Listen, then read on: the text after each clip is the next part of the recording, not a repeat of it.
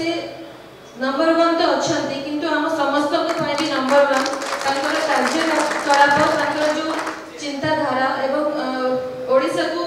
आग को नामापी से जी कम कर बहुत किसी से ही हाथ मुठा को टाण करने आम समस्ते पुणी थे षष्ठ थर मुख्यमंत्री करने बिजु परिवार को बिजु जनता दल को जो प्रकार भाव में आमर भौणी गुलमाखी दलवासी हबीब जे अध्यक्षा अच्छा भद्रक म्युनिसिपालिटी सी आज बिजु परिवार रे बिजु जनता दल सम्मिलित होउचंती आमे ताको स्वागत करूछु अभिनंदन करूछु धन्यवाद ज्ञापन करूछु एवं ताको सहित जो हजार हजार संख्यक समर्थक माने आसीचंती माननीय मुख्यमंत्री श्री नवीन पट्टनायक जो धर्म निरपेक्षतार जो चिंताधारा रही जो विकास वार्ता रही 2036 रे ओडिशा को विकसित ओडिशा करिवार जो स्वप्न रही एवं भद्रक जिला को आउरी सुदृढ़ करिवार जो चिंताधारा रही से निश्चय भौणी बहुत बड़ अवदान रहिबो। बिजु जनता दल माननीय मुख्यमंत्री सब महिला सशक्तिकरण विश्वास करती एवं आज भौणी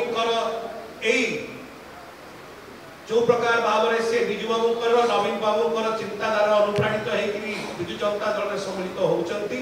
दल को आउरी शक्तिशाली कर समृद्ध कर धन्यवाद। नवीन बाबू नेतृत्व को आज मानी सम्मान दे सी आज बिजु जनता दल जो जोग देते भद्रक पार्लियामेंट्री कन्स्टिट्यूएंसी निश्चित भाव में बिजु जनता दल शक्ति बढ़ नवीन बाबू हाथ मुठा टाण हम आम समस्त कैंडिडेट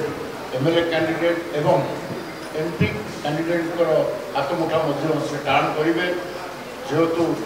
सेक्युलर दल को सी आज आम समस्ते अत्यंत खुशी आम दल अनेक अनेक स्वागत करगामी दिन में सी भद्रक पार्लियामेंट्री कन्स्टिट्यूएंसी भद्रक जिले में सी अनेक बिजु जनता दल कार्यक्रम करेंगे। आमर प्रिय मुख्यमंत्री नवीन पट्टनायक जे कि माँ को सम्मान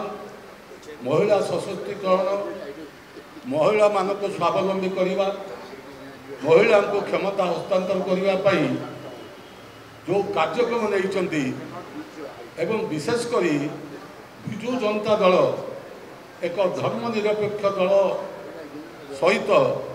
ओडिशार बड़ ओडिशावासी जो बड़ होड़शावासी जो समस्या को उपस्थापना करी आज विकसित ओडिशा रे नवीन बाबू निजर स्वतंत्र परिचय सृष्टि करताको आधार करी गुरुमुखी नवीन बाबू को सहित जो सामिल हेले एवं तांकर जो अन्यान्य बंधु साथी मान को नहीं से स्वागत करुच्ची एवं आशा करुच्ची जो आशा भरोसा नवीन बाबू तांकर अच्छी से भरोसा को आगामी दिन में से प्रमाण कर देखेबे तांकर उपस्थित हवा फल भद्रक बिजु जनता दल यथेष्ट आगू चली जाइए।